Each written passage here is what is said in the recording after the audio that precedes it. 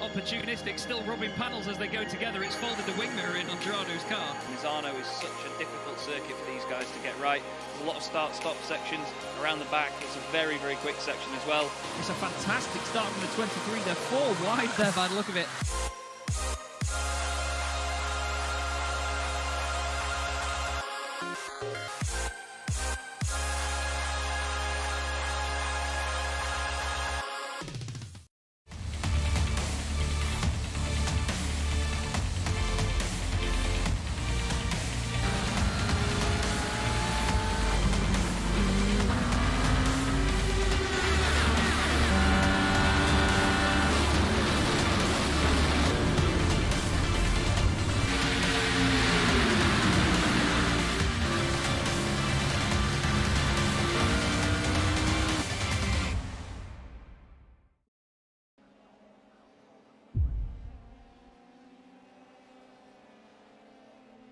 Good evening, everybody. Welcome to the NEVO Sim Stickers F3 Championship, and welcome back to Chaz Draycott Media for another wonderful broadcast. Well, isn't this a fantastic place to be? This championship is something I've commentated on for a good few years now, one of the very first series I ever commentated on, in fact. But we're back once again with a new brand and still the same old brilliant series. And alongside me this season, I'm delighted to say, I will have Ed May along for the ride. Ed, we've both been really excited for this since day one, but boy, it crept up on us this last 2 weeks, didn't it, this? Yeah, it snuck up on us, did it? But, I've got butterflies in my stomach. It's almost like I'm racing in this series. You know, right at the start of a new series, you think anything's possible, you can do anything. I've got that same feeling. All of these drivers coming into this, there's going to be so much trepidation, but also just so much thrill and buzz about this new series, the NEVO Sim Stickers F3 Championship. First round here at Sebring. What a track to kick off this season. Oh, definitely. One of the very, very finest circuits in the world. I was commentating here, and you were racing here just the other day in the Sim Racing Magazine GT4 Challenge. But it is wonderful to be back. The drivers are just cracking on with qualifying at the moment. And this is your current top man. And, of course, wearing the number one with pride this season is Bart Daleman. It's great to see Bart running this community, running his new team, Mamba Simsport, and, of course, running well in this qualifying session. As you see at the top, we have just 2 classes this season. We used to have Precision, Consistency, and Academy, but we've got just the 2 classes this time round. Still, they are highlighted in the very familiar colours from last time round. So they have their blues and greens, just no yellow class this time, but there's plenty of yellow on the overlay to at least make up for that. We have 2 races over the course of an evening. This qualifying session will determine the grid for race 1. But the top 12 will be reversed going into the sprint race. It's either a 65-kilometre or 25-minute timed race, whichever comes first. Then we will exit this server, and then we'll get everything ready for the second race. And that will be about 50 minutes long, or 130 kilometres.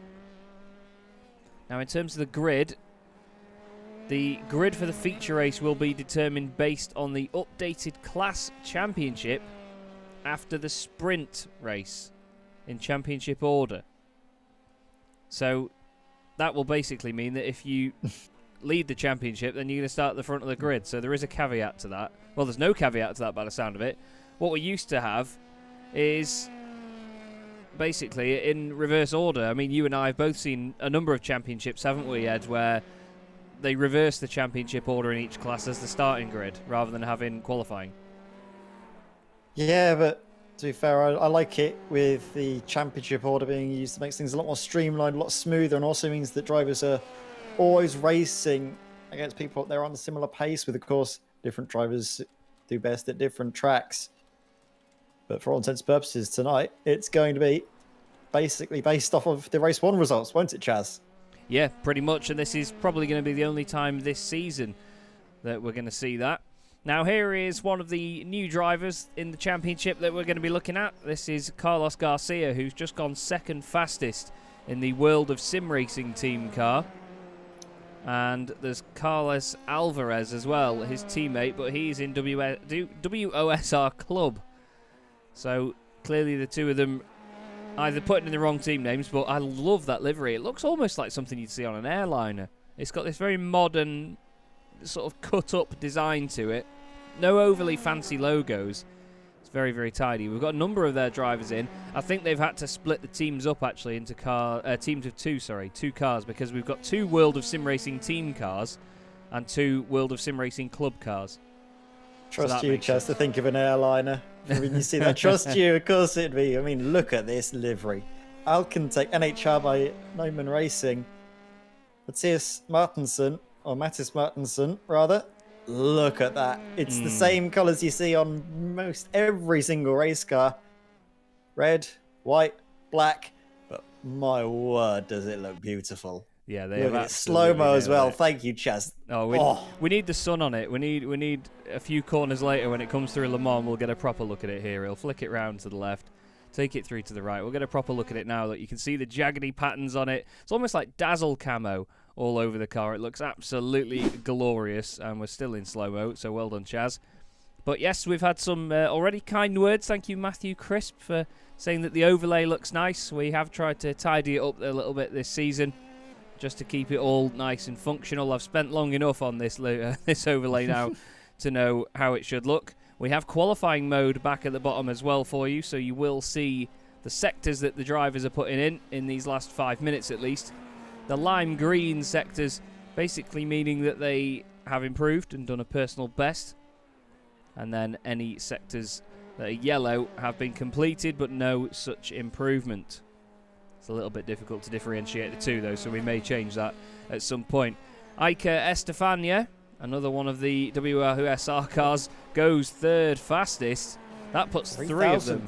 Yeah, that's 3 of them in the top 4 now, so these boys mean business. One thing as well that I must say, actually, Ed, that's going to be really funny is listening to these cars come through to turn 1. I mean, listen to Ivan Maynard's car right now. Just listen. Wait for it.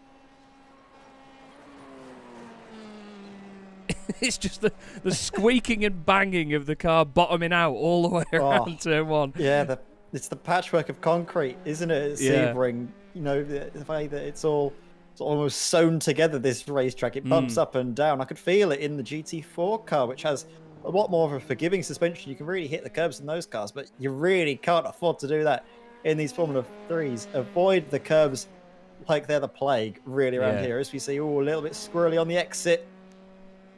And this is wonderful to see, actually. This is Philip Russell in the 777R Motorsport car.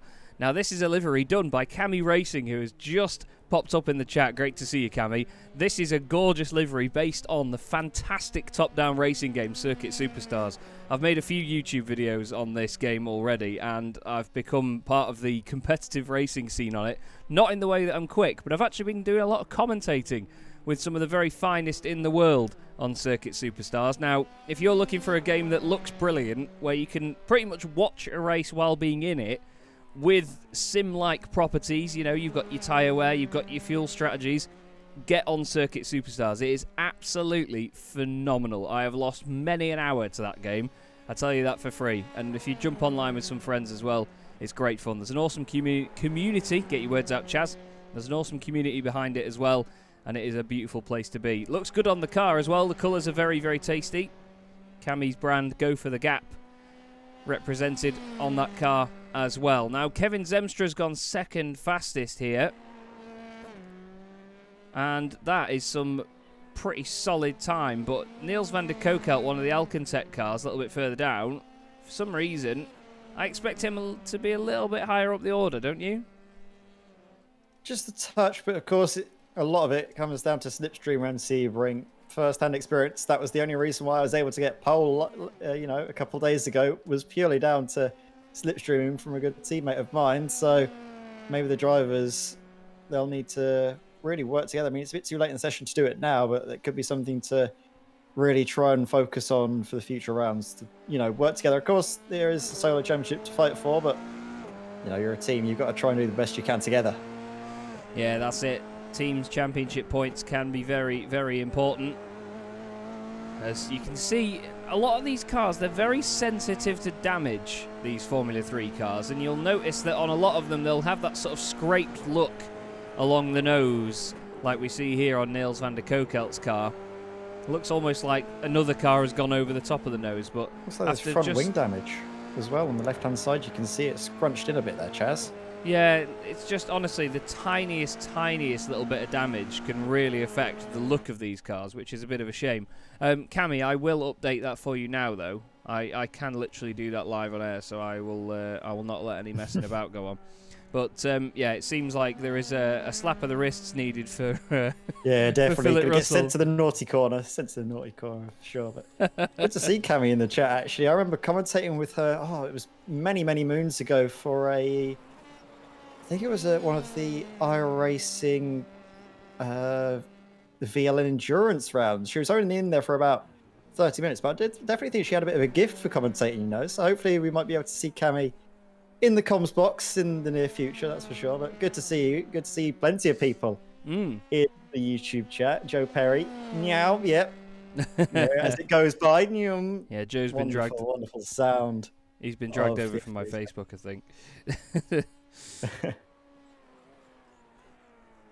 Now, just looking, we just hit half an hour, so that is it. The session is over, and because this is part of the heat racing format, it has literally just ticked straight over. So there is no messing about there. So the top 12 get reversed. This is going to be your grid for the first round of the season. It's already upon us. Tim Rutten will take pole position for Team Year 1 with Ivan Maynard alongside him. Martin Dekkens is third with Niels van der Kokel in fourth position. Mattis Martensen is fifth with Hans Polmans in sixth. Then it's Brian Loynes and Carlos Garcia on row 4. Kevin Zemstra is ninth with Carles Alvarez in 10th. Iker Estefania and Bart Delman make up row 6. James Forsyth is 13th ahead of Ben Hoffman with Philip Russell and Wayne Palmer on row 8. Then we have Karn Newen and Jakub Szymanski on row 9. Silas Krag-Vrolik, Stephen Grabowski, Adam Osiewala, Greg Parmenter and Paul Godden round out your field. So Ed, what are we thinking? Because top 12 reversed, it can be a very, very nerve-wracking time for drivers when they're a bit higher up the order than wherever they qualified. This could be a very feisty start, I reckon. Yeah, it really can, especially standing start on a circuit with a few bumps along this start-finish straight. It's going to be very difficult to modulate a throttle, make sure that you don't pick up any wheel spin as the car loses traction and regains it over those bumps on the run into turn 1, where you will be essentially, at the speed you get from accelerating, nearly flat out. Of course, you've got to manage the tyres as well. The F3s are a little bit squirrely on the opening few corners, opening few laps even, if the track isn't quite hot enough. But this is set to be a really exciting start to the Simstreakers F3 NEVO Championship. And here we go then. The revs will rise, as indeed they will, in the commentary box. And the first round of the season from Sebring is underway. And it looks like a wonderful start by Ivan Maynard, the consistency class driver. Tim Rutten doesn't quite get away as well as he would have wanted, though. Look at the field spreading out as it comes down towards us. They all streak through. A little bit of contact in the middle. I think Brian Loynes may be losing out a couple of places there. Ben Hoffman's off the road. He's run wide, but all of the shenanigans, I should say, is avoided. We'll flick our way through this and just see if anything goes awry. Brian Loynes has gone off the road, but he recovers. Tim Rutten did get the lead back, actually. Ivan Maynard's gone down to 4th place already. So instantly goes up a few places and then back down again. In the middle of all of this behind, we've got one of our very favourite drivers here in this championship, Hans Polmans.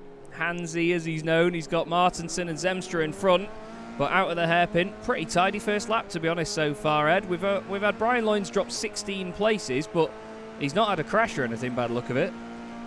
Lovely to see Hans Polmans here for NEVO. Flemish Sim Sports as well, a name and a car livery that I'm sure me and you, Chaz, we will be gushing over the season for many, many rounds to come.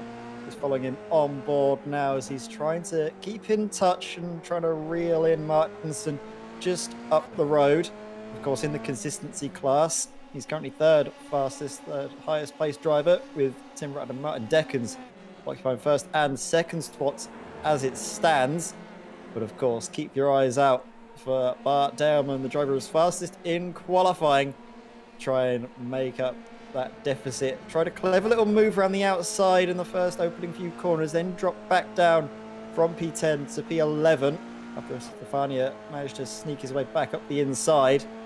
And now it's all about being nice and steady. You've got plenty of time to go. It's a feature race.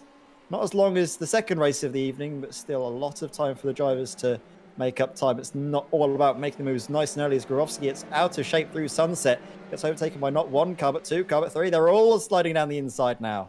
Yeah, a number of them all got right together as they came through Sunset, didn't they? There's a bit of movement up near the front of the field, even for the lead as well. Tim Rutten's trying to hold off Martin Dekkens in the Flemish car, but then Niels van der Kokel, the highest placed precision driver in the field at the moment, wants to move forward.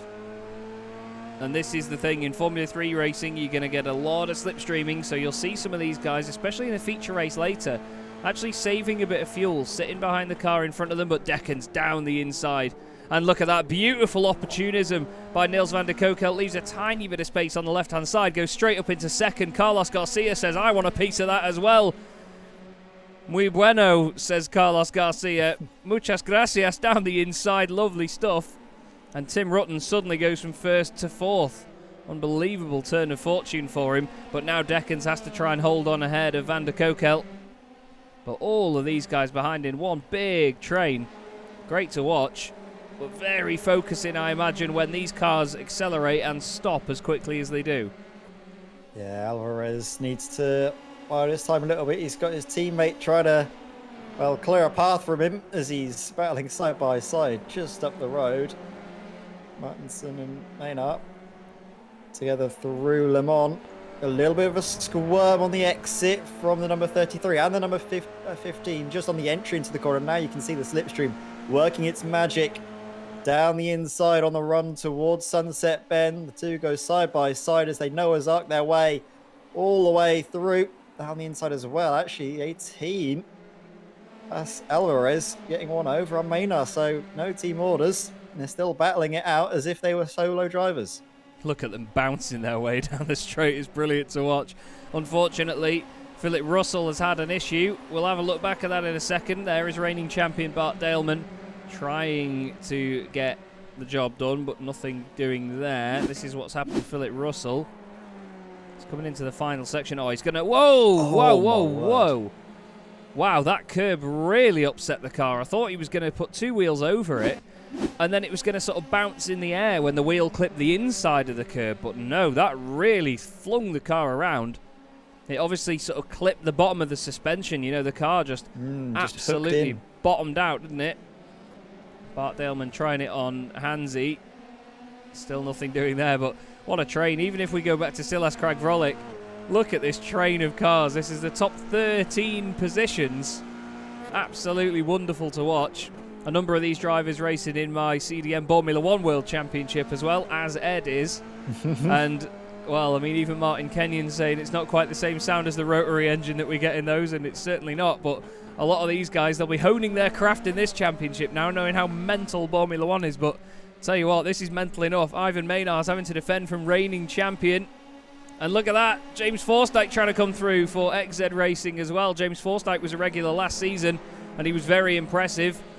This is so close to contact, though. All it's going to take is for one of them to check up, one of them not to react to it in time, and there will be a big hit. Already 5.5 minutes down, though, Ed. This is flying by. Great fun already, straight out the box.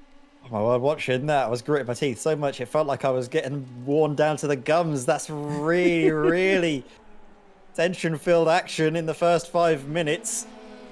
As Tim Rutten aims to keep his car up into 6th place. In front of number 15, that's really harassing him. Wow, look at this. Martinson looking one way, then the other, down on the inside into turn 1. Is he going to get the motor stick? No, look at this. Tim Rutten carrying the momentum, using all that downforce so close to a wheel onto the dirt and an early bath for Tim Rutten. But Mattis Martinson needs to wait a little while longer. He's going to have to focus on the exit of this corner all the way down towards the hairpin. He's going to have a good run. A good chance to make the move for P6. There was a little look there by Niels van der Kokel for the race lead. Nothing yet, though. Martin Deckens still holding on. Brilliant stuff all the way up and Martinson down the field. Got P6. He did get it, yep. Nicely spotted. There he goes. Grabowski's just made a move. Oh, Khan Newen's off the road. Oh, that's even bouncier than the main straight. Stephen Grabowski did just go off the track a moment ago then. Let's have a look what happened to him. Oh, he's just going to overdo it, I think, through turn 1, isn't he? Just going to clip the gravel. Yep. We've all been there. And then I think he just overcooks it into turn 2. Yeah, the tyres won't quite have the grip. And, oh, no. No, he seems all right. Maybe he went off here instead. Looked like he was... Whoa, yep, there he goes. And that's going to... yeah, that'll do it. Unfortunately for Stephen Grabowski, that might be race over. Although he is still going, just slowly. Oh, Stephen. I mean, he's trying. Fair play. He's trying to drag that thing back. I thought maybe the wheel had popped back on it because we've seen it before that you know, the wheels can disappear on these cars, and then iRacing goes, actually, you know what? No. And then the wheel pops back on. But no, that didn't happen there, and Steven's trying to drag that thing, like Gilles Villeneuve at Zolder. Sorry, I think it was Zandvoort. Yeah, Gilles Villeneuve, Zandvoort. I think it was 1974? Long time ago. But before I was born. Yeah, he had just a puncture. make you feel old. Yeah, damn right.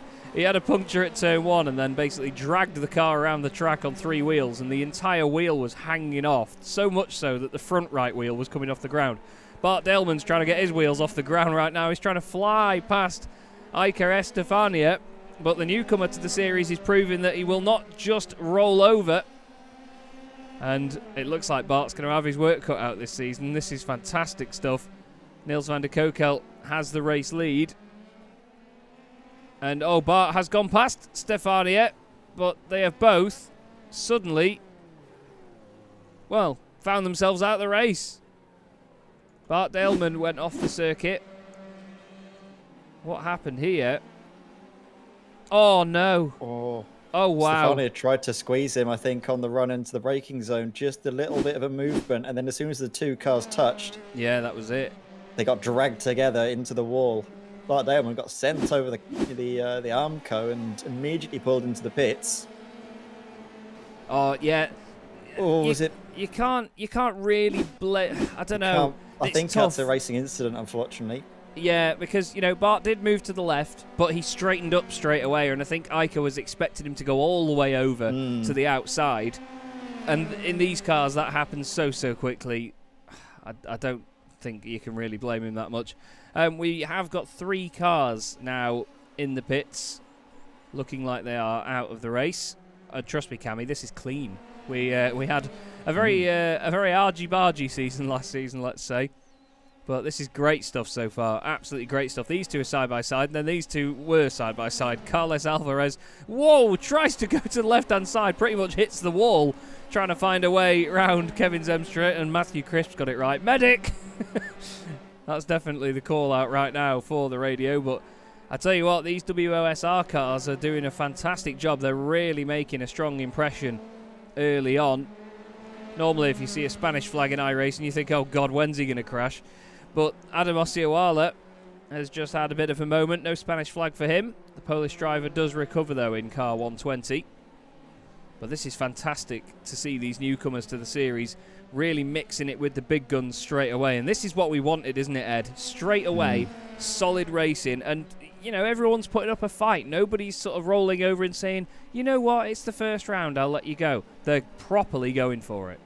Bodes so well, doesn't it, for the rest of the season as well? For the race later on, the 1 hour, I'm really excited to see how the tyres will hold up, how the drivers will hold up, because it's a long old race, an hour around this circuit. Trust me, I know, it takes a lot out of you at this circuit, especially Sebring is such a demanding track. You rarely have time to breathe other than the run into Sunset Bend and the run into Turn 1. Other than that, you are constantly focusing, constantly trying to fight the car, especially in these Formula 3s that are so rigid, so sensitive to the bumps and the curbs. And, well, we can just see a little mistake creeping in there as Garcia runs wide, poor exit, feels the pressure, immediately goes to the inside to defend the line through Sunset. Martin Deckens is going to have his work cut out for him to slingshot all the way around the outside, forced wide, not able to go for it, then looks to go for a later apex, maybe carry more momentum out to the corner and focus on the run now into Turn 1. But yet again, the 51 holds firm in second place. Just looking to the outside now, Martin Deckens for Flamer Sim Sports, currently on the podium, doesn't need to do much more. Leading the consistency class, of course. Maybe, I was going to say maybe Martin Deckers will settle for third. No, he won't. Look at him, already looking to the outside. Never gives up. None of these drivers are giving up, which is brilliant to see. But all the while, these 2 are scrapping. Look who's breaking way up at the front of the field. Yeah, Niels van der Kokel absolutely flying. Just wanted to give you a quick indication on the left-hand side at how international this championship is. It's absolutely wonderful. We've got a Dutch driver leading the way, followed by a Spaniard, then a Belgian, another Dutch driver, another Spaniard, then Martinsen, the Swede, for Alcantech in 6th, another Dutch driver, Forsyth from the UK. We've even got Ben Hoffman, the German. We've got a Polish driver, Vietnamese driver as well, and even Stephen Grabowski from the United States. So it's a fantastically international championship. It's really, really great to see it. And we thank all of the drivers for their consistent support. Now, Silas Kragvrolic usually gets in a bit of trouble and a few memes for crashing. He's just gone off the road again, I'm afraid. He's right up there in the Formula 1 World Championship, but that does not bode for anything here. He's still one place up from where he started. He started 19th on the grid, but yeah, he's not exactly where we'd expect him to be based on previous performances. Martinson getting a little bit too much heat into those rear tyres. You can see him trying to fight the rear end to keep it stable through Le Mans. Thankfully, he's got a long straight, which will allow the tyres to lose some of that heat. That abrasion really can cause a vicious cycle. So coming into Sunset, it's all about settling the car. Be careful of the bump on the inside. You just saw it there, the car juttering. When you have to getting onto the throttle, that's the point where you should be essentially getting onto full throttle, and that's the point where it's the most unstable. But here we go, the white flag being waved, and we're going to have a real grandstand finish for P2. All the while, P1 is going to be a nice smooth sailing, I think, Van der Kokel. Yeah, indeed. I'm just playing about with some of the timing settings now. I didn't realise that we were limited in terms of laps at this point. I know we did have the, I know we did have a bit of either one or the other, but still, great stuff at the moment from Niels van der Kokel. He got the lead only a couple of laps ago, but he did it when he needed to. There's still battles going on inside the top 10, though. And don't forget, this is now going to be a very interesting grid for the second race, because the two classes will get split up, but they will be in their own individual race finishing order. So people like Daleman, Estefania, they'll be way higher up. Same with Kragvrolic and Loynes as well. Now, there is no sort of overall championship. There are just the two class championships to worry about. So don't worry, the consistency drivers. Whoa! As around goes Alvarez. There's no disadvantage for the consistency drivers being further down. And for some reason, again, it seems to think that the consistency drivers are ahead of precision. Now, I had this issue yesterday with with classes. It's great. I imagine, yeah, if I put them in groups right now, which is a setting on here which does this. Oh no! See, it says the precisions are ahead. Funny. There you go, though. Anyway, final corner, Chaz. Yeah, away from that, away from me and all technical wonders. Niels van der Kokel is going to be the first race winner of the season. Alcantech NHR by SimLab get their first championship victory. Very well done indeed to Niels. Carlos Garcia is second. Deckens wins the consistency class. Then it's Zemstra. Martinson, Tim Rutten is going to be second in his class. And Hansi gets a podium. 8th place overall for him. And Ben Hoffman has had an issue at the end of this race, and so too has Tim Rutten, both of the Year 1 drivers. Oh no, Tim Rutten was just at the end of the... Oh no. Oh no! Wow. Wow, oh wow. Stephen Grabowski had another issue, but Ben had something go on before this. Oh, he's just going to overdo it at Le Mans. Yeah. Too eager on the throttle. Now, who was it that went past him near the end? I could not figure out for the life of me who it was. Because Ben does get going again. I think it might have been... No, it wasn't Ossioala. It wasn't Parmenter. Oh, he's just gone past. But oh well. Still, we just about missed out on that one. But what a fantastic, fantastic first race that was. And Niels van der Kokel, he's going to be over the moon with that, isn't he, Ed? Takes the first win of the season. And it was very, very well deserved, wasn't it? Look at the drift in here. He's chucking the car around. Loving that. And Martin Deckens as well started third on the grid overall. And Flemish Sim Sports have 2 cars on the consistency class podium. They'll be really, really chuffed with that. Yeah, wonderful way to start off the season for Flemish Sim Sports in the consistency class. Martin Deckens off to winning ways, as is Van der Kokel for Alcantech NHR by SimLab. Really, really good first race as well. A little bit of argy-bargy, a little bit of bumps here and there, but it just shows how committed and how much these drivers want to do well in the first NEVO Championship. Yeah, indeed. It is the first one to have been broadcast, essentially. Very, very grateful to have been asked by the guys to do their broadcasting. We will have a look then at the race results. and we'll go through them overall. That's clearly not the result, is it? We were looking at the practice results earlier as an example. There you go. Niels van der Kokel wins the first race of the season from Carlos Garcia. The gap is 1.1 seconds in the end. Martin Deckens finishes third. Great finish for him overall. But Kevin Zemstra just behind in fourth place. He had Mattis Martensen, his teammate, joining him inside the top 5, with Tim Rutten in 6th position. James Forsyth was next up in 7th. He was currently just outside of a top 3 result throughout the whole race, really. It was just in front of him the whole way. Hans Polmans finished in 8th ahead of Carles Alvarez even after that spin, with Ivan Maynard, another WOSR car, inside the top 10. Jakob Szymanski finished 11th ahead of a run of consistency class drivers: Khan Newen, Wayne Palmer, Paul Godden and Adam Osiawala. Silas Craig-Vrolick was 16th, with Greg Parmenter 17th and Ben Hoffman in 18th position. Brian Loynes was 19th, just over a minute down, ahead of Philip Russell, who did finish a minute and a half down in the end. Bart Delman was 21st, 1 minute 44 seconds down, with Iker Estefania and Stephen Growowski 1 lap down each. Well, that race absolutely flew by, to be fair, Ed, and I think, to be honest with you, the second one's going to do just the same. There was battles absolutely all over the place, weren't there? Yeah, no time to breathe, no time to think. For us in the commentary box, was there action from end to end? But yeah, like you said, what a way to end the first race of this season.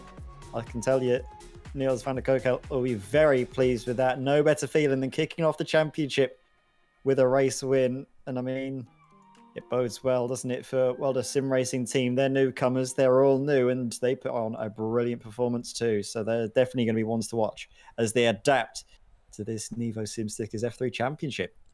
They are indeed, mate. It's going to be a wonderful, wonderful season to watch based on that first race alone. But it is time that we just go for a quick break, everybody, ahead of the second race. This is Chaz Draycott and Ed May here on Chaz Draycott Media for the NEVO Sim Stickers Formula 3 Championship. We'll be back with you in a couple of minutes. Don't go away.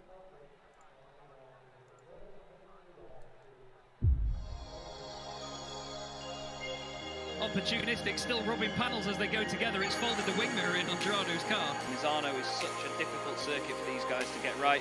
There's a lot of start-stop sections around the back. It's a very, very quick section as well. It's a fantastic start from the 23. They're 4 wide there by the look of it.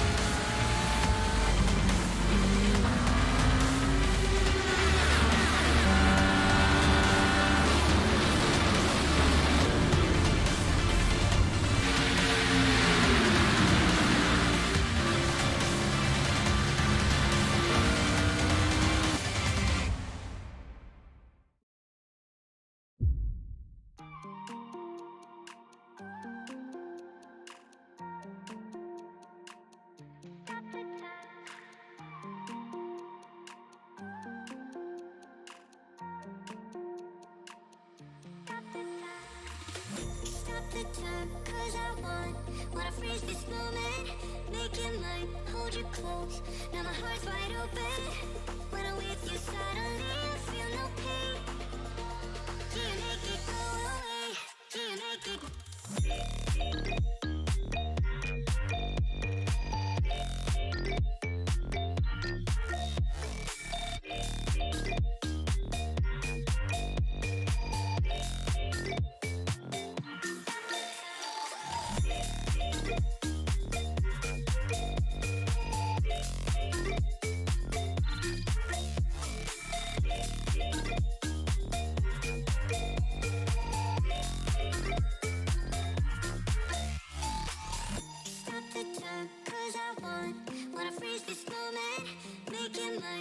you close, now my heart's wide open, when I'm with you suddenly I feel no pain, do you make it go away, do you make it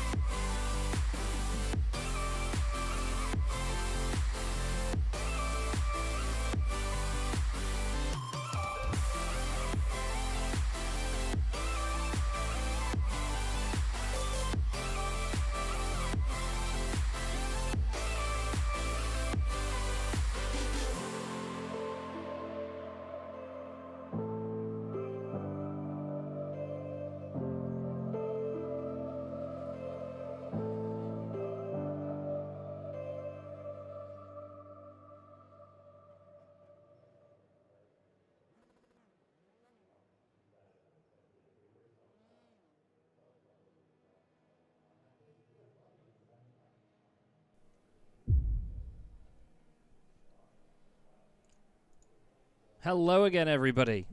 Chaz Draycott here with Ed May for the NEVO Sim Stickers Formula 3 Championship. We're here for the first round of the season from Sebring, and what a brilliant, brilliant place to be. It's absolutely wonderful to be part of this championship once again. And we saw a very, very strong, very exciting first race to get us underway, didn't we, Ed? It was certainly a lot of fun, and that, as you say, bodes well for the rest of the year. Really does. I'm just about recovered after all of the excitement for the first race, and we get to do it all over again, don't we? Another race coming up here at Sebring.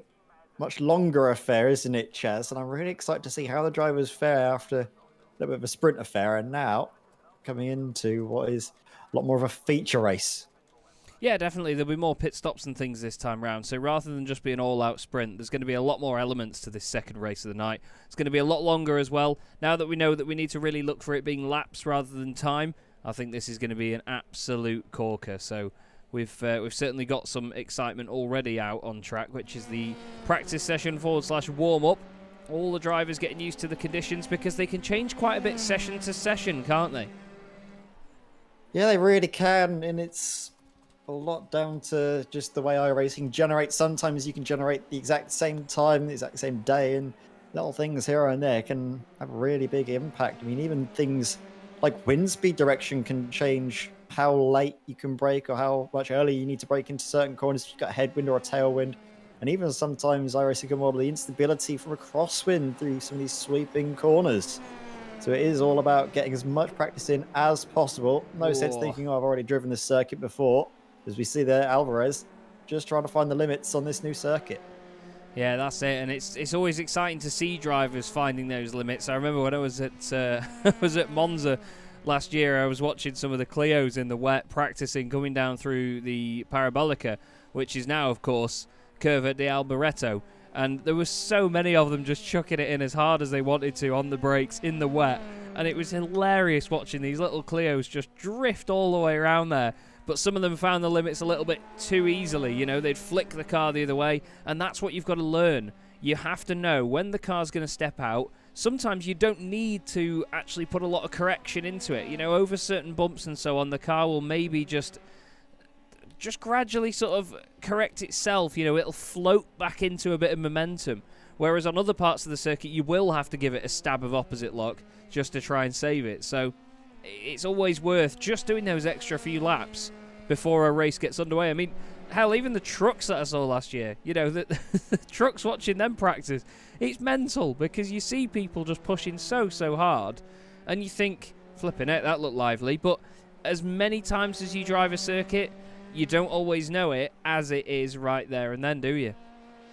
Yeah, and it also helps getting more and more laps and to reinforce some of the muscle memory that you get from this circuit, because it's all about, basically, I think you do well if you can drive the circuit blindfolded. In your mind, you know exactly how you're going through all the corners. It's a bit like how bobsleigh runners, they sort of close their eyes and you see them all sort of swerving left, right. You do the same thing, but with your eyes closed, you do the pedal shifts, the gears, the feet, everything.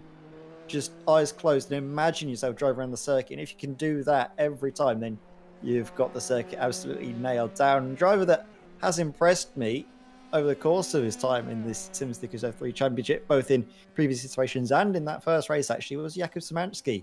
And I'm being slightly biased here. I did bring him into iRacing. I brought him into this world, as you could say, but he's really impressed me. And to be fair, his performances in Formula 1, Chaz, I mean, he's got more points than I have. And he's very happy reminding me of that fact, I can tell you. Yeah, it's been great to see drivers like Jakub just improving and improving, and that's what I love about seeing sim racing is Carl Nguyen as well. Yeah, well, that's it. I mean, you get so many drivers who you'll see them start out, and then you'll see them in lots of different series. You know, you'll see them in TCR cars, in Formula 3 cars. I mean, hell, even the flipping Pro Mazda with you lot.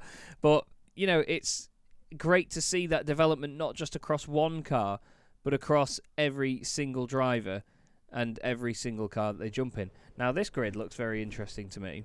I didn't see that it was going to be a reverse grid anywhere. However, we have Bart Delman on pole position. Iker Estefania, his crashing buddy, are the front row, basically. Carlos Alvarez is third, with Kevin Zemstra fourth. Carlos Garcia fifth, ahead of Brian Loynes. Then it's Hans Polmans and Mattis Martensen. Niels van der Kokelt is ninth, with Martin Dekkens in 10th. Ivan Maynard 11th, and Tim Rutten in 12th, with James Forsyth and Ben Hoffman on row 7. Philip Russell and Wayne Palmer make up row 8, with Karn Newen and Jakub Szymanski. Celeste Craig Vrolik is alongside Stephen Grabowski rounding out the top 20. Then it's Adiom Osiowala, Greg Parmenter and Paul Godden at the back of the field. So, we're about to get all of the shenanigans underway then in the second round of the NEVO SimStickers Formula 3 Championship. The lights are out and we are away, and it's a wonderful start by Bart Delman, instantly off the line ahead of everybody else. And look at the field, not really spreading out too much in the background, but in the midfield here, just inside the top 10. Oh, well, there's a couple of cars way, way off. Everyone needs to be careful of them rejoining. Wow, big, big hit. Massive, massive hit. I'm not sure what noise that was, Ed, but it was certainly the way I felt. XZ Racing orange car Newen off in that one. Ben Hoffman, I think, was maybe the big spoiler. And Philip Russell has failed his objective of the race already, I'm afraid, Cammy. He is in the wall. The left rear is missing off the car. And, well, I guess we'll see you in the next stream. Right, Iker Estefania and Carles Alvarez, two teammates swapping round here. Iker may be feeling that his teammate's quicker than him and he can get going. Let's just see how all of this Alcantech WOSR sandwich figures itself out, because it's all Alcantech and WOSR cars. Yeah, Alvarez was second fastest in qualifying. Bart Delman was the fastest in qualifying, so that's probably the reason why they swapped the order around. Here we see, though, I mean, it's very dicey on these opening few laps. Cold tyres, drivers trying to fight their way through a circuit that hasn't still got the full amount of rubber laid down just yet. Get more rubbered in more quicker as the race progresses.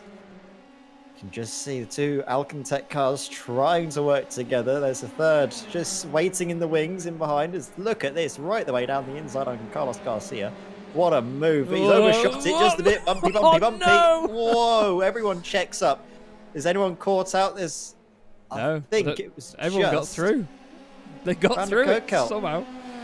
Oh, Niles. From elation in the first race to disappointment and heartbreak right the way in the second. That's not the way the Dutchman was hoping to go. From elation to over-rotation. Oh, love it. Let's have a look at what the hell happened at the start. So Kevin Zemstra and a bunch of others went off, but it was Ben Hoffman, I'm pretty sure, that was the main catapult here. Oh, the car spat left. Absolutely nailed Celeste Craig Vrolik and the 121 car of Karn Newen. Then Philip Russell, he just gets into the back of the 127. That's Martin Dekkens, and then Jakub Szymanski gets involved in all of that as well. Let's go back and have a look at this from good old Chopper Boy. So this is how it all pans out with these lot. Look at Martin Dekkens here. He's taking it nice and slowly.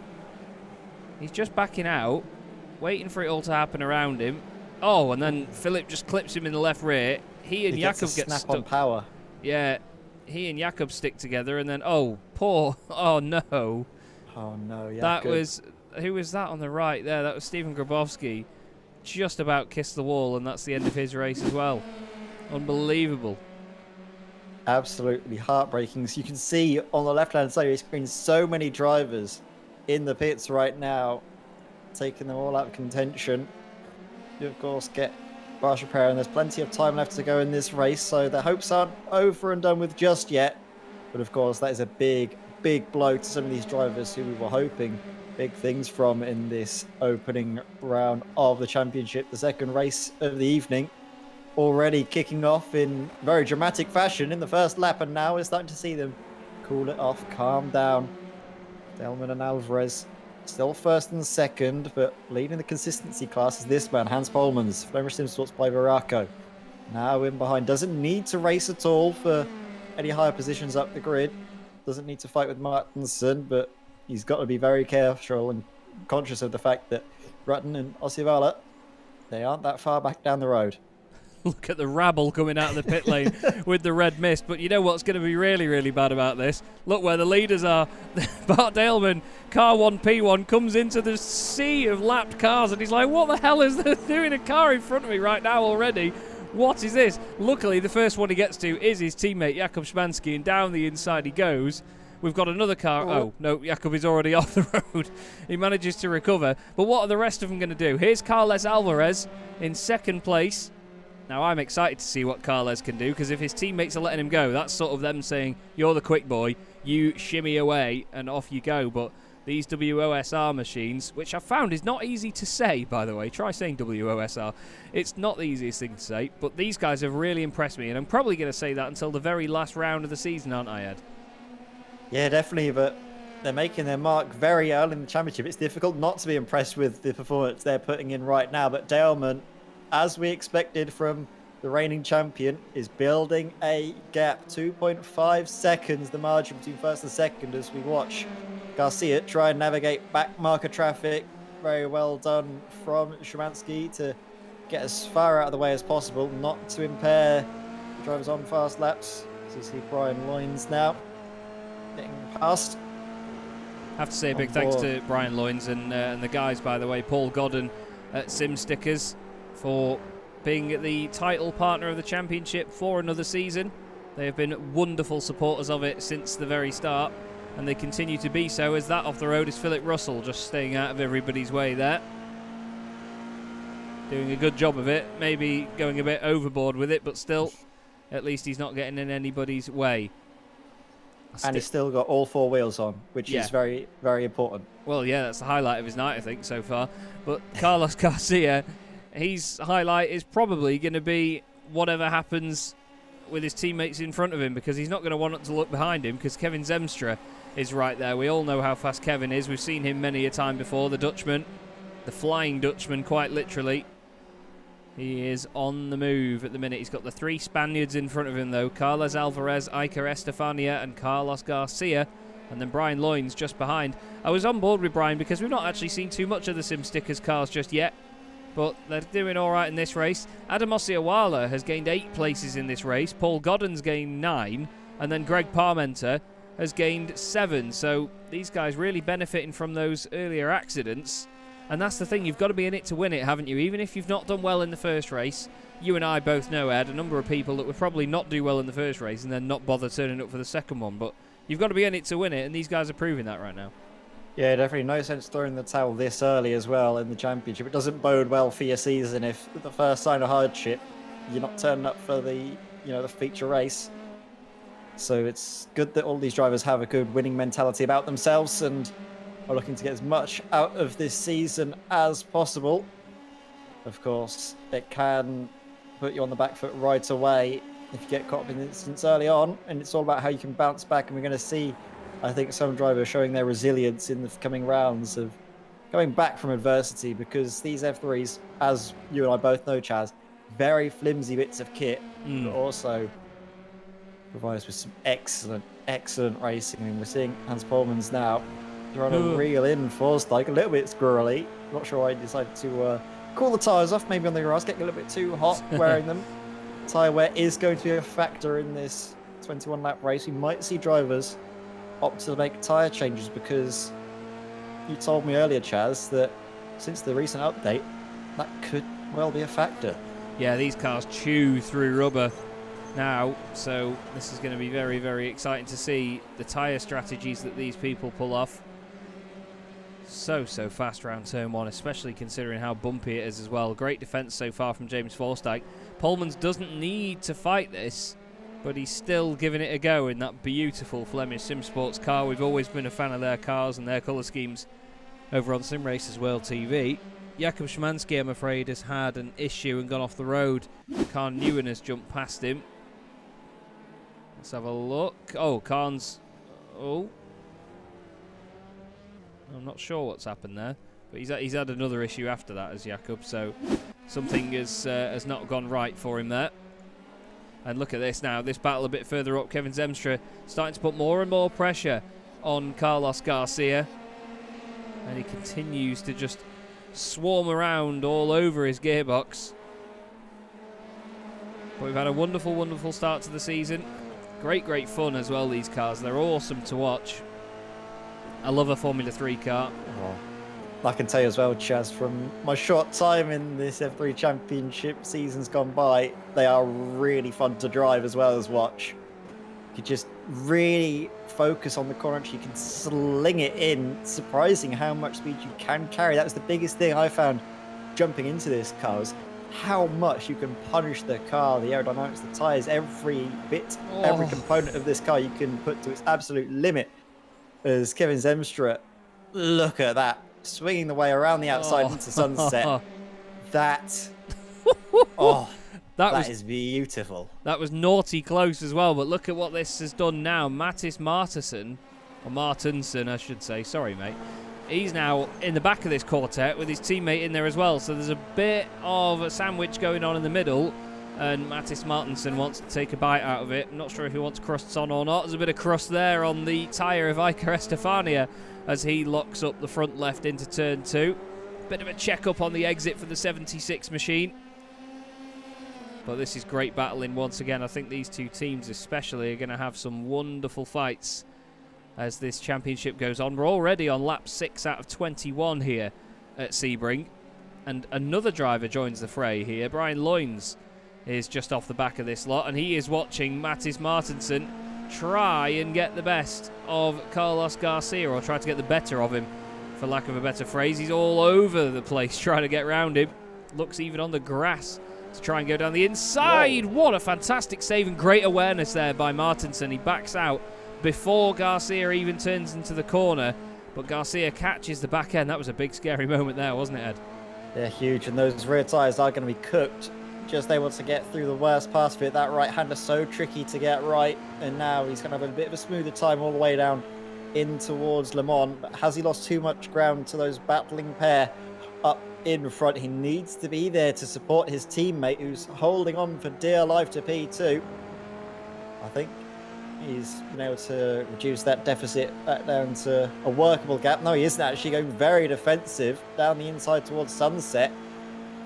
Here you can see Martinsen just with the nose ahead. Is he going to do a Zemstra? Is he going to sweep his way all around the outside?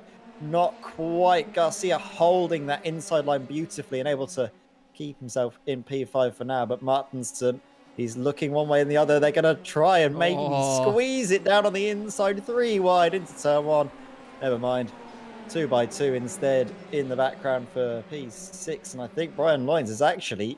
Yeah.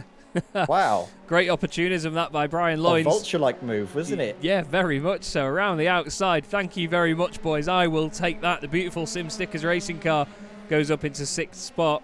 Now, we were thinking about the grid earlier, weren't we? Because we thought that it was going to be the championship positions, but no.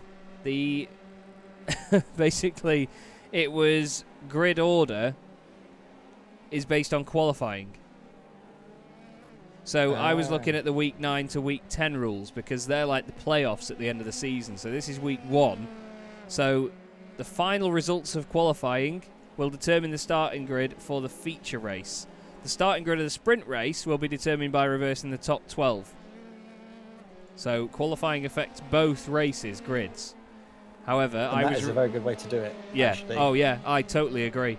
I was basically reading the week 9 and 10 rules, which they are then going to be sorted out by championship order per class. So we're going to have some fantastic, titanic battles towards the end of the season. But look at this man at the moment, Bart Daleman. He's been running this series, I should say, for a few years now. He's been constantly trying to win it.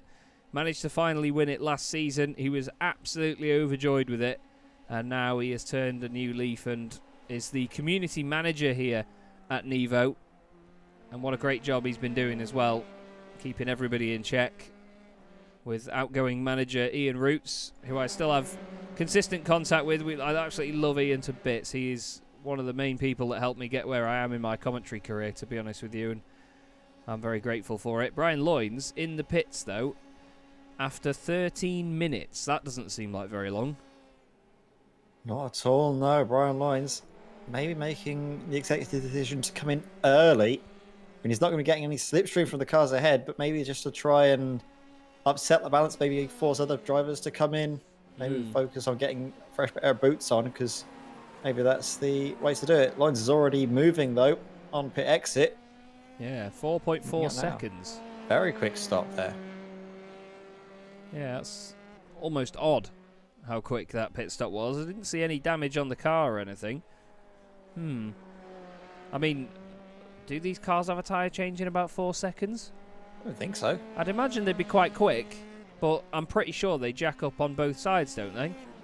Like one side then the other. Yeah, they do one side then the other, so I'm very surprised to see them do that. Well, I guess we'll wait and see what happens later on. I don't think anyone else has made any proper stops yet. No, Brian Loynes is the highest placed driver that has. The rest of them were all involved in incidents earlier on, so now... And another thing to add, Chaz, is that I'm not really the best person to talk about fuel strategies around this circuit because Simon Povey, a couple of nights ago, absolutely trounced me by making an early, shorter pit stop. So who knows? That could be the magic bullet here at Sebring. You do never know, mate.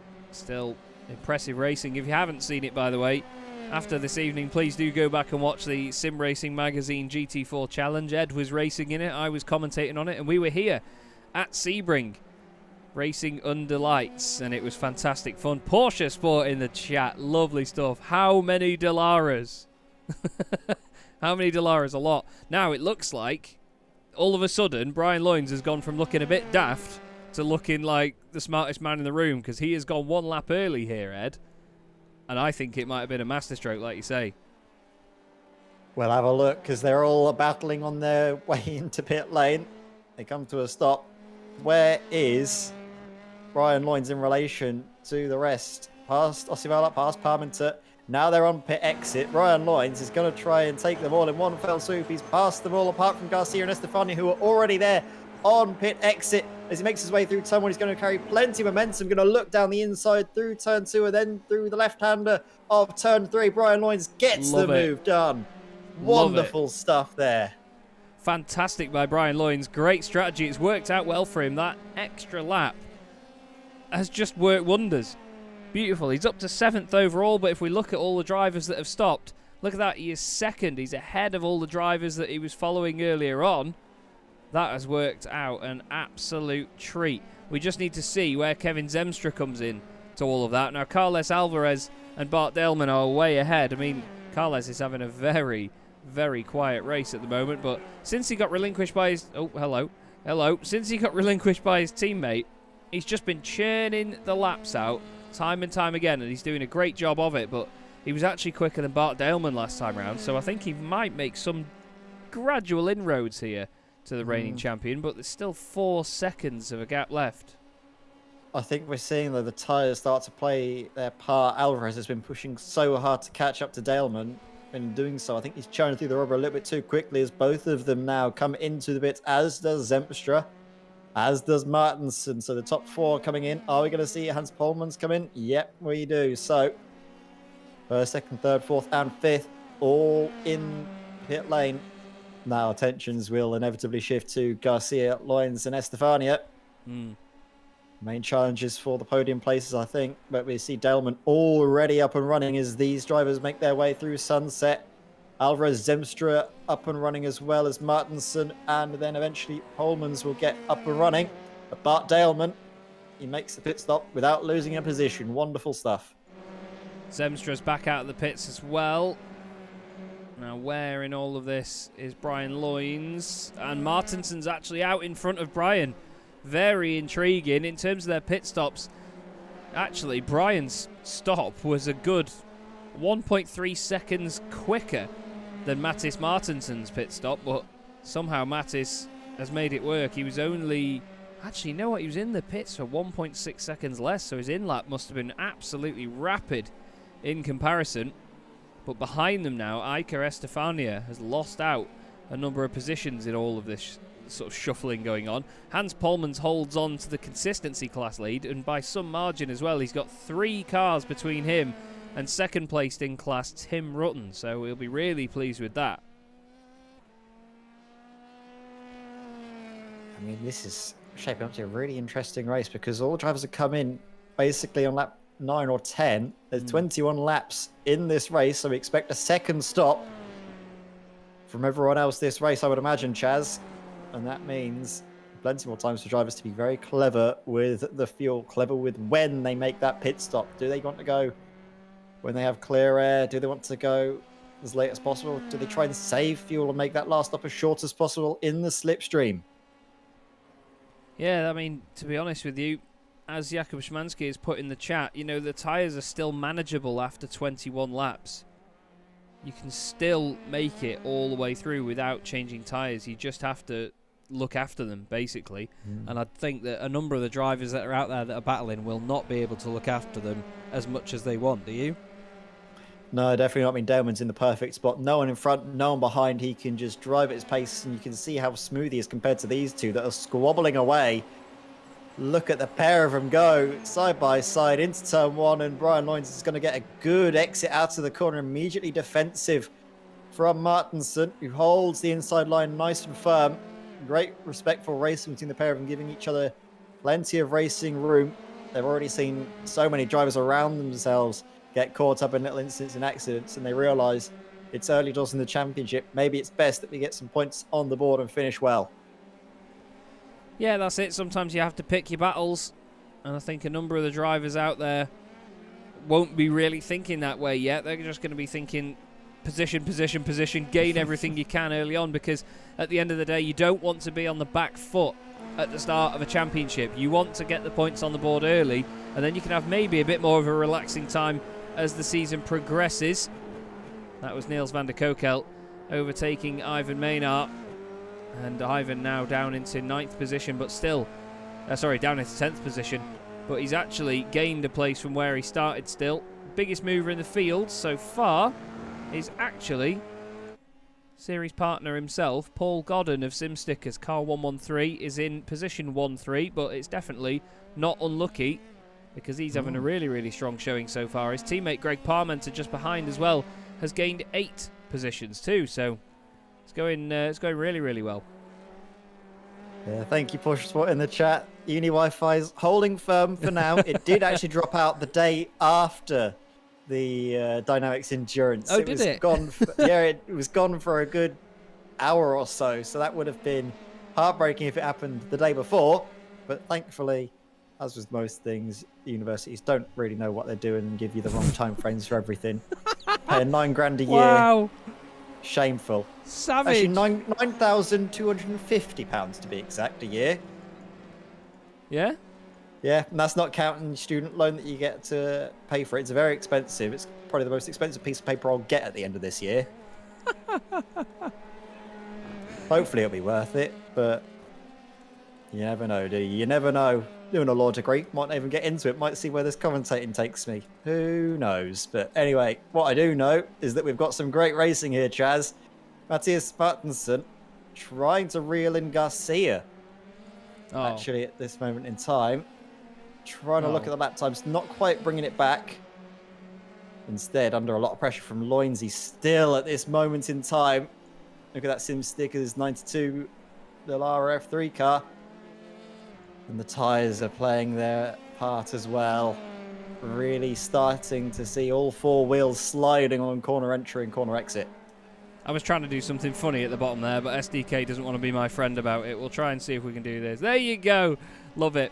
Right then, so Mattis Martinsen and Brian Loynes right together for 5th and 6th. Some 11 seconds off Bart Daleman, but that shows you he's not completely streaked away at the front here, Ed. He may have a 6-second gap, but I mean, based on how fast Bart is and how fast everybody else in the championship are, that shows just how competitive it's going to be this season. It's taken for Bart to have basically a bit of freedom up front to actually open up a gap. I think earlier on he was struggling to get through the order a bit, wasn't he?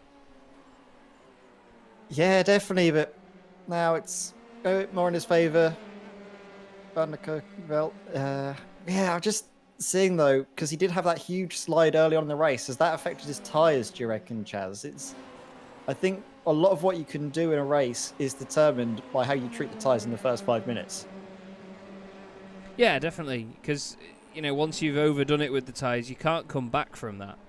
You know, you can't sort of make them better again. You can try to cool them down, try to look after them for a lap, but you can't sort of reinstall any life into them, can you?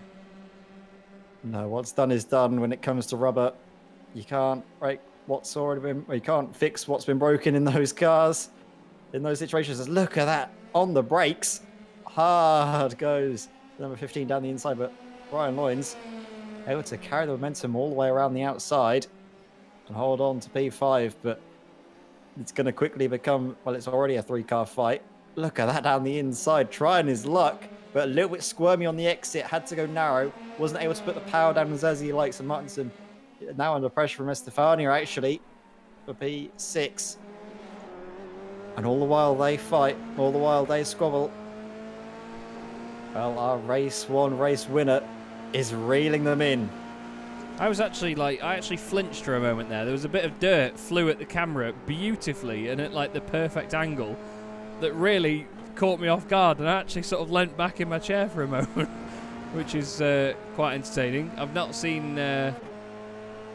even seen actually it properly hit a camera before on iRacing, but yeah, we do have a hell of a battle going on here between these guys. Brian Loynes has been great during this race.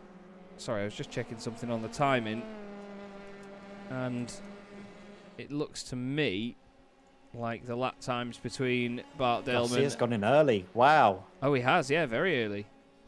Although, you know, I don't think it'll be that early compared to the other guys, but this is something we were talking about the other day, actually, Ed. We were commentating together, talking about how drivers, when they go in a lap early, are taking a massive risk, because you could be the first one to blink and pit ahead of everybody else and take that risk, and it could work. But if it doesn't, you could have risked basically missing out on a massive opportunity with whatever everyone else does, because a lot of drivers always react to what their rivals do. Nobody wants to be that first car to blink unless it's absolutely running on fumes. So if these guys know something we don't and they go in that lap early, it could be very, very intriguing to see how much of an advantage it gains, because more and more people might start doing it over the season.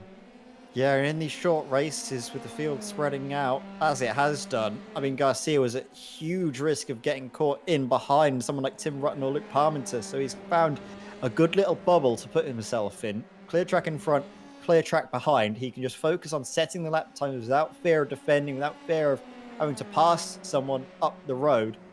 And that could work to his benefit, because he'll just be racing against the clock while all of those cars that are in that fight could be slowing each other down, slowing each other up.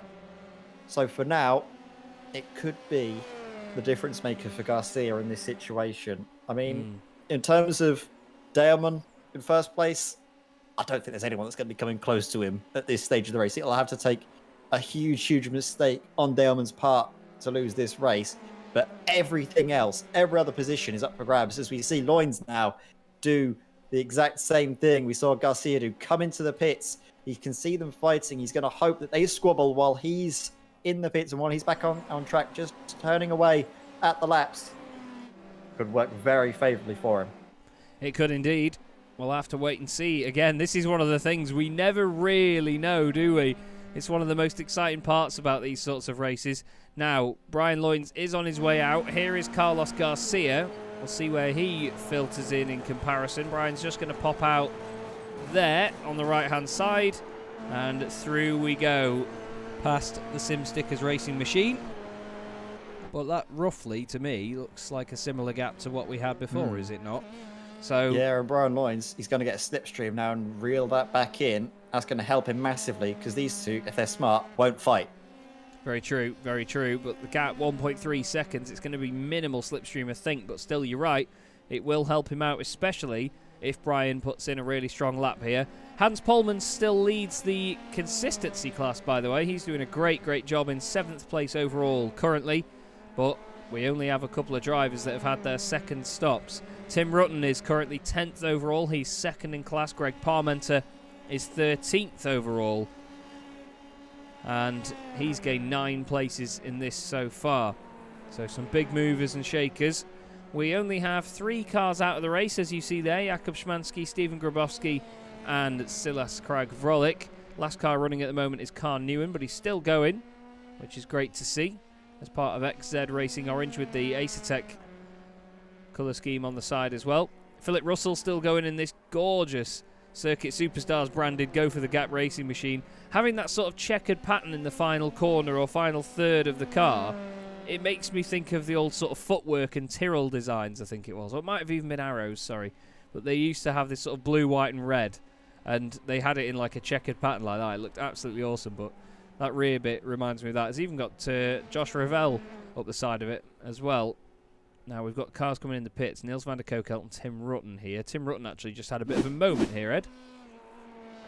Could you see? Oh, right on the exit.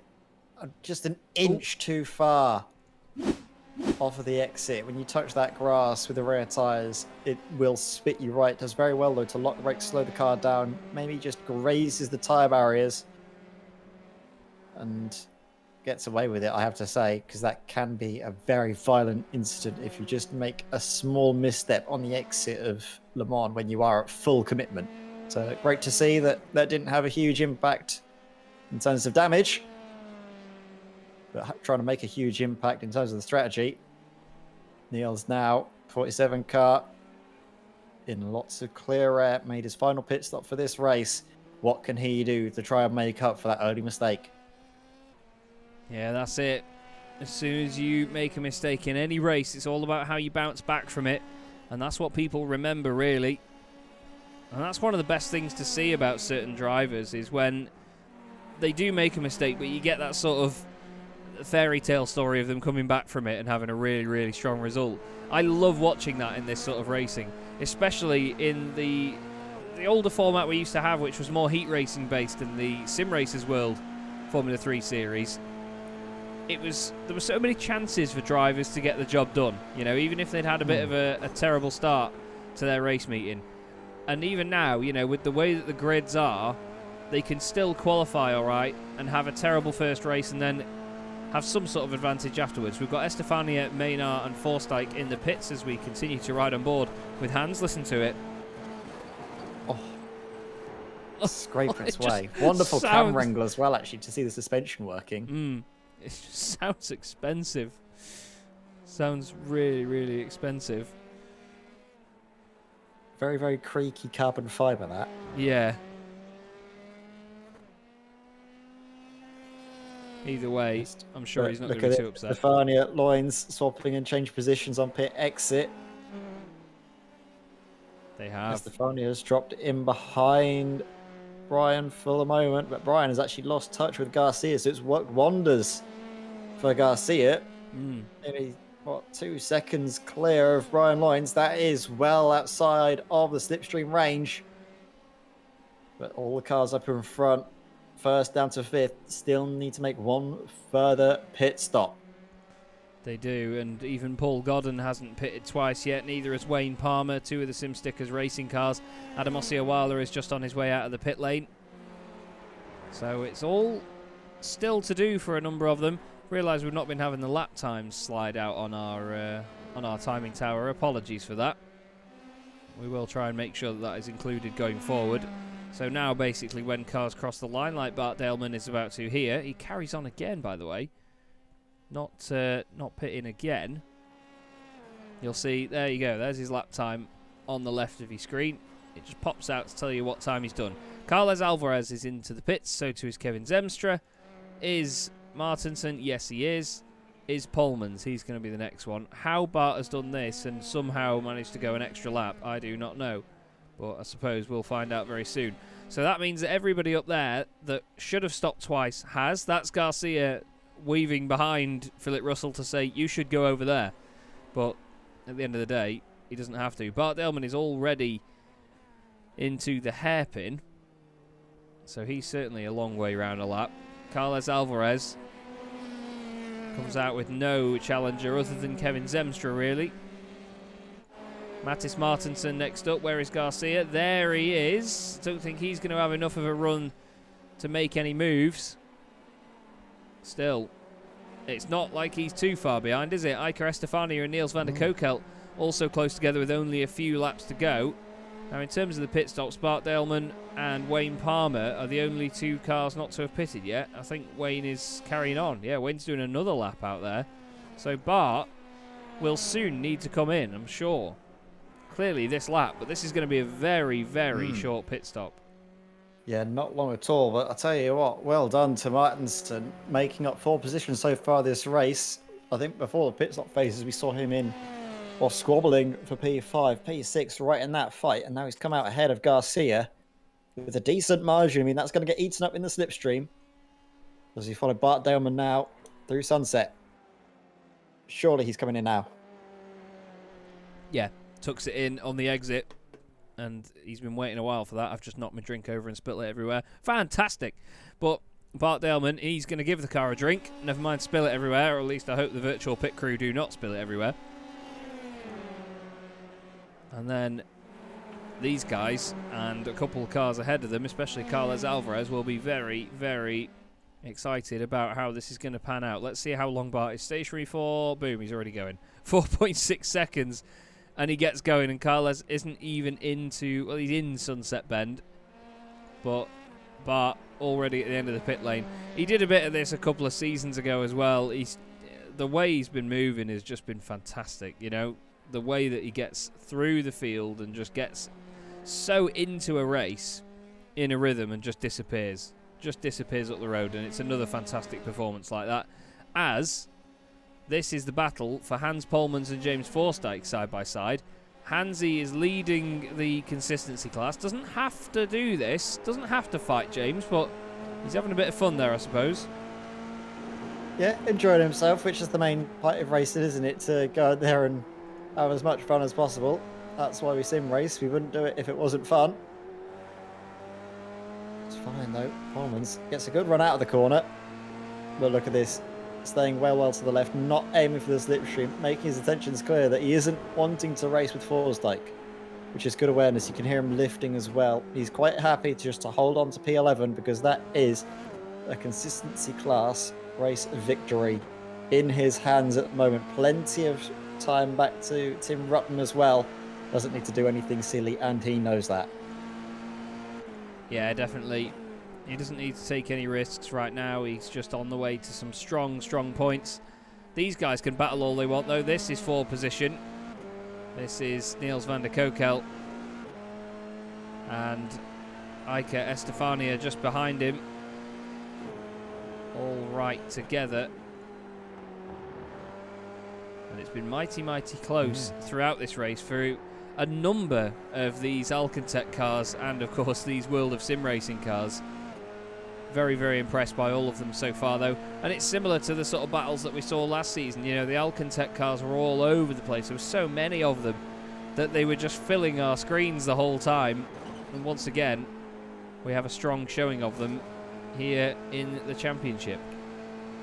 Yeah, I mean, especially by this car, I mean, the recovery drive from Van der Kokel has been brilliant. After that early mistake, to come back through up 2 places from his starting grid position. Been wonderful by the 47, the Dutchman. Not quite taking top honours against his countryman Kevin Zemstra, but I'm sure he won't mind that too much because it's good points on the board for Alcantech. Currently in 3rd, 4th and 7th place as it stands. Yeah, and Zemstra will be happy with this as well. Strong start to the season for him. And Van der Kokel, as you mentioned, winning the first race of the season. A real joy for him. Ben Hoffman is back in the pits, but I suppose he pitted a lot earlier, didn't he, because of his earlier incident, so he's slightly out of sync here. This will just be a splash and dash to get him to the end of the race. But we have only one more lap to go here, and I tell you what, Ed, that has flown by in itself. It's been 38 minutes as of right now of this race that has gone by. And I can't believe where that's gone, to be honest with you. No. Cannot believe where that's gone.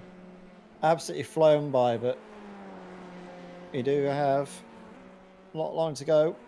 Well, Damon's got this lap and one further one to complete before he wins the first feature race of the NEVO SimStickers F3 Championship. And after disappointment in the first race, he does what champions do and bounces back brilliantly. 11 seconds to Alvarez, and also fastest lap of the race on tyres that have done 21 laps. I mean, the track is definitely cooling down, but that does not take away from the performance of Bart Daleman. Look at this. He's wringing the neck of it. It's almost like it's a qualifying lap. You could show me this and I'd be believing that this was qualifying, because he is getting every apex nailed down, sending it full commitment into every corner. It's a brilliant drive from Bart. Just needs to bring it home. Someone who might not be bringing it home is Mattis Martinsson, who's had a big old moment. Wow, nearly gets collected there. But he does continue for the final lap, but that is not exactly the situation he wanted. Back on board with Bart Daleman, though, for the last couple of corners. Oh, there's been an issue. There's been an issue for James Forsythe and Ivan Maynard as well. They've both gone off. And James has stopped. James is stopping. That's it. He's out of the race. He's decided to pull it over. Let's have a quick look back at what's happened here. So Ivan, oh, he's just turned in on James. Oh, well, I say turned in. Oh, James has completely rolled it, actually. James has gone all the way over. I jumped to a very quick conclusion there, to be honest with you. Let's have a look what happened. So this is into turn 2. Martinson down the inside. Forsythe puts his nose in, yeah, and Ivan just jumps in there, and wow. James rolls over and over and over. But that, unfortunately, is it for him. And this is going to be it for Bart Daleman. It's been a great way to start the championship if you consider this. Not the first race that he would have wanted, but the second race was an absolute dream. Bart Daleman takes the win at Sebring. Gorgeous drive. No other way of describing it. Gorgeous drive by Bart Daleman. Carles Alvarez is going to finish in second. What a great debut for him and the team as well. WOSR have been very impressive. Kevin Zemstra is going to round out your podium. Carlos Garcia is going to come home in fourth. Is Van der Kokelt going to beat Iker Estefania to the line? Only just. Great fight between the two of them as the race went on. Garcia did his personal best at the end of that. And Hans Polmans is going to take the win in the consistency class. Very well done to Hansy. A big, big fan of Hans. He's a great, great guy. Really great guy. Tim Rutten is going to take second place for Team Year 1. Great points for him and the team as well. And then Greg Parmenter is 26 seconds back as Osceola has a moment. Parmenter is going to be the one to round out the podium here, Ed, in this class. Yeah, and it's been brilliant. We haven't really seen much from Parmenter, have we, Chaz? He's been flying under the radar, but that's exactly what you need to do in this consistency class. Keep out of trouble. Good, consistent racing, living up to the class name that he finishes P3 in as he comes across the line. Wonderful stuff from Greg there, and from Sim Stickers Red. Ryan Loynes, he's going to be disappointed, I think, with that P8 finish, because there was promise in that car to do a little bit more.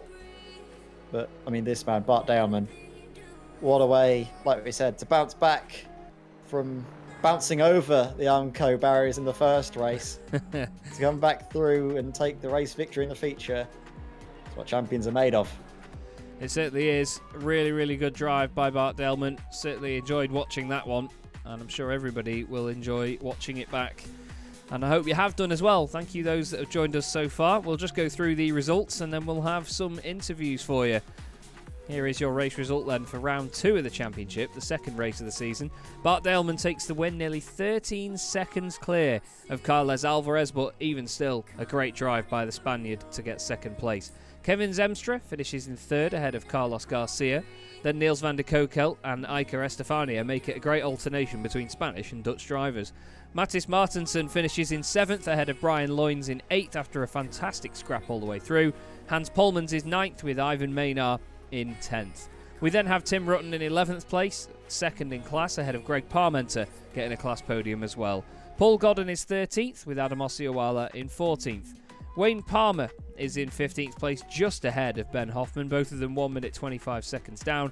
James Forsythe and Martin Deckens are a lap down. Joining them, Philip Russell and Karl Newen, with Jakub Szymanski, Stephen Grabowski and Silas Craig Frolic not making it to the end. Well, a very, very entertaining night's racing there, Ed. Plenty to look at, plenty to enjoy. I don't really know how we can improve from that, to be honest with you, but the next round of the season is going to be an absolute corker in itself, because we head to Belle Isle in Detroit. That's going to be very, very feisty. bumpy American track. Mm. That's going to be something that's going to be so difficult for these drivers to contend with. Walls very close through Belle Isle. Only driven it once, and that was back in, I think, World GT many, many moons ago in the GTE. A long, long time ago that was, but really looking forward to seeing the rest of the season. We've got a few drivers lining up for interviews, Chaz, but I just want to touch on a few performances that did really impress me throughout this evening. I mean, we've got him waiting, Hans Polmans, to get race victory in consistency class. Wonderful stuff. And I think, Chaz, you know what? Let's bring him in now. Yeah, we'll have a chat with him, considering that he managed to get the class win in that one. Hans Polmans, you must be absolutely overjoyed, Hansy. That was a fantastic night for you. Yeah, and one of my favorite combos. So lucky. Yeah, definitely. I mean, how was the car over the bumpy stuff? Because, I mean, it sounded horrendous from where we were. Did it feel that bad? It is just amazing. I have a semi-cube direct drive dialed in at a raw setting, so no damping, no inertia, nothing, and it's just amazing on these cars. Well, it's good to know that that's it's a I certainly... do have cramps now, so I'm not surprised, to be fair, mate. But throughout the race, how does the car develop? You know, do the tyres really feel like they go off that much, or does it sort of just suddenly go off a cliff? no, actually not. They were quite alright. I think the second pit stop I still was at 80-ish%, and the temps were still okay, so I didn't feel any bad stuff on the tires. So I'm not sure if it's Pirelli or Michelin, but good job. Well, it certainly looked like a fun race either way. Now, in terms of how the championship has started, good points for you. Do you think you can repeat that at Belle Isle? I definitely hope so. I never raced there, so gonna have to do some practice the next few weeks. And is there any certain circuit you're looking forward to most on the calendar? I mean, it's a hell of a championship that we've got ahead of us. Some wonderful tracks, isn't there?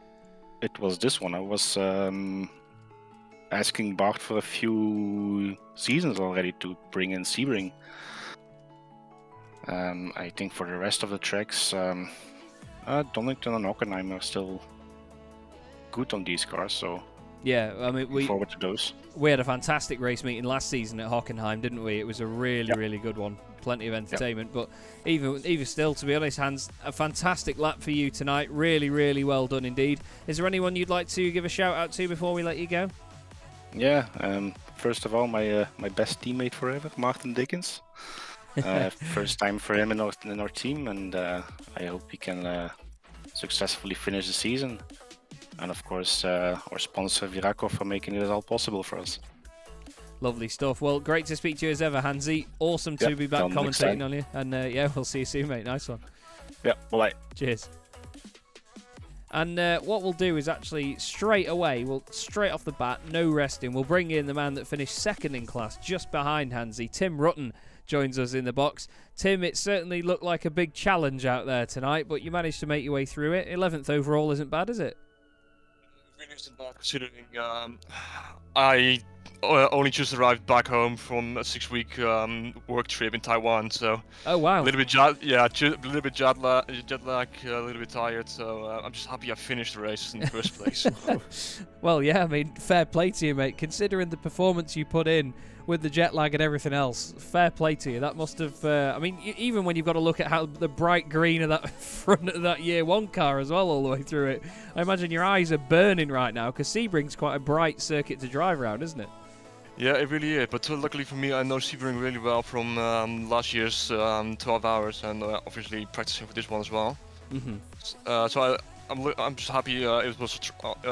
I just got straight onto a track I know really well, so that definitely helped me get back into the groove.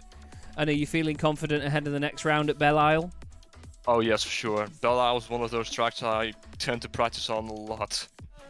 Well, it's certainly a good way to learn wall avoidance anyway. Do you think it's going to be a bit chaotic there? I mean, the driving standards seem pretty clean all round tonight. There was just the odd few little incidents, as we'd normally expect. Yeah, no, it was looking pretty nice out there tonight. Apart from what you said, a little incident in the first couple of laps. But at the same time, Belle Isle is in that regard not much different towards Sebring, because it's still bumpy. It's still pretty much the same type of surface. what we have tonight. So I think most people will at least put some more practice into it, knowing that. Yeah, definitely. Well, it's going to be very, very exciting to see how it pans out, Tim. But well done tonight. Really, really strong result to start your championship. Is there anyone you'd like to give a thanks to while we've got you? Not in particular. I think that everybody deserves to thank you for having the great driver standards of tonight. Lovely stuff. Well, great to speak to you, Tim. Have a good old rest, mate, because you deserve it after that one, and we will see you again very, very soon. Yes, thank you, Chaz. Cheers. Well, there we go. Jet lagged as hell, eh? Tim Rutten finishing his 6-week trip in Taiwan. Fair play. That is that's some commitment to still come back and get racing tonight, isn't it? Oh my word, yeah, that's wonderful stuff from Tim Rutten to put in that level of performance with that amount of jet lag. Oh my word, he is going to be sleeping like a log when all is said and done tonight. Guarantee that. Wonderful to see him in high spirits after a very good performance here at Sebring, and plenty more people to have a chat with. Chaz, shall we have a word with our feature race winner? We should, really. We should, because I've been chewing his ear off over Facebook for the last week. Can I have this logo? Can I have that logo? What colour's this? Can I have Discord permissions? Bart Daleman goes out there and gets a win to begin his season. Bart, you must have been very, very pleased to grab a win after how badly the first race went. Talk us through it. I'm not going to say much about race 1 because I'm really furious. I'm not going to say anything because I don't have any good words. But for what happened there, it was really, really, really bad. It's in the first time in 5 seasons that I raced against someone like that. So. But yeah, we showed I was mad, and in race 2 I unleashed the power. And, yeah, I was really pissed. I was like, no, I'm going. You're all going to die in my slipstream. So yeah, so I was really mad. So the only way that they can take this championship is if that they crash me in race 1 every time. So yeah. Well, at least we know the formula now. But I mean, talk us through this car and this track, because I think Formula 3 car, and I think low to the ground, scraping along the floor a lot. I think Sebring, and I think, oh god, bumpiest place in the world. It's going to sound horrible. The cars sounded horrendous going down the straight, scraping against the floor. But, I mean, Hansi said that the car felt great round here. Yeah, it was even worse with the first setup, because the car was really scraping, and then the update happened for the F3 car, and then the setups had to rebuild, and then Suelio did a great job with rebuilding the setup, and it was really good. It felt really good. We had good downforce, and the squeaking you actually only hear it from the outside of the car. In the inside of the car you don't hear it as much. Right. So it was really the setup was really good on this track. And obviously Belle Isle next up. A lot of walls there to try and avoid. Is it a track that you know well, a track that you're confident at? The last time I raced it is like season 2 or season 3 of World GT or something. Oh wow! A very long time ago in the GT3 car. So I loved it back then. I maybe even raced against you in that. Yeah, you did. Yeah. So yeah, that's a very long time. So yeah, we'll see. I don't know. It's the whole calendar is very weird. For the first time, there are a lot of tracks that you normally wouldn't go, and yeah, that makes it exciting. So we'll see. Well, I look forward to seeing how you get on there, mate. Is there anyone you'd like to give a quick shout out to before you go? Yeah, you, because you did a lot, and you helped me also a lot with NEVO logos and stuff, because you corrected a little few things that I didn't even see. That's the eye of detail of an artist. So yeah, thank you for that, and thank you for doing the broadcast again, and for everything that you want to do behind the scenes for NEVO. So and Paul again for sponsoring the F3 series again, that he still believes in us even with the rebrand, and that he came along to be one of the community managers of NEVO. And his trophies of season 4, I already had a sneak peek. They looked marvelous. It's the champions of and even the top 2 3 of the championship will be very happy with the trophy they will receive for season 4. Well, we look forward to seeing them at some point. Thank you very much for having us, Bart. It's been an absolute pleasure, and I cannot wait for the next one. We'll see you at Belle Isle in a few weeks. Yeah, see you in Belle Isle, mate. Cheers. Well, there we go, Ed. Some very, very happy drivers. Like Bart said there, though, he was very, very angry after the first race, which, you know, understandable. It was a very sudden incident, but we saw it both ways, and, yeah, he channeled that and unleashed the power, as he said. That was fantastically funny. I like that. Oh, 100%. He was... You could tell he was a man on a mission. There was no mistakes coming through from Bart Dahlman, really trying to stamp his authority on this championship in the first round. Round 1 of 10, finally in the books. Been a long time coming, Chaz, and all of a sudden it absolutely flew by. Can't wait for next week when we come to Belle Isle, where plenty of drivers are going to have a few things to prove, and others are going to have a lot of good performances here to try and build on and work up a championship challenge. I cannot wait. Yeah, it's going to be an absolute belter. It really is. But thank you, everybody that has joined us so far. We really hope you enjoyed your evening here on Chaz Draycott Media, watching the NEVO Sim Stickers Formula 3 Championship. Thank you to my wonderful co-commentator, Ed May, as well, and for all of the guys for having us. That's all for now, though, everybody. Thanks again for watching, and we'll see you in a week's time at Belle Isle. Good night. Opportunistic, still rubbing panels as they go together. It's folded the wing mirror in on Gerardo's car. Misano is such a difficult circuit for these guys to get right. There's a lot of start-stop sections around the back. It's a very, very quick section as well. It's a fantastic start from the 23. They're 4 wide there by the look of it.